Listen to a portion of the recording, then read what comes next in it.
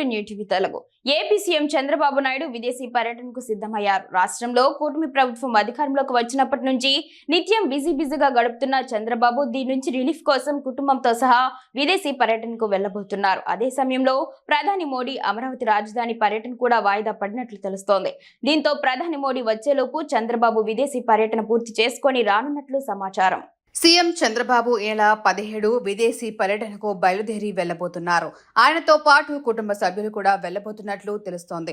5 రోజుల పాటు చంద్రబాబు విదేశీ పర్యటన ఉండబోతుంది. ఈ నెల 20న చంద్రబాబు తన పుట్టినరోజును కుటుంబంతో కలిసి విదేశాల్లో జరుపుకునేందుకు వెళ్తున్నట్లు తెలుస్తోంది. పుట్టినరోజు పూర్తయ్యాక చంద్రబాబు తిరిగి అమరావతి చేరుకుంటారు.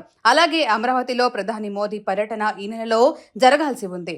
3వ వారంలో ఇక్కడికి వచ్చి అమరావతి రాజధాని పనులకు మోదీ శంకుస్థాపన చేస్తారని ప్రభుత్వ వర్గాలు గతంలో చెప్పాయి. కానీ ఈ టూర్ వాయిదా పడినట్లు తెలుస్తోంది.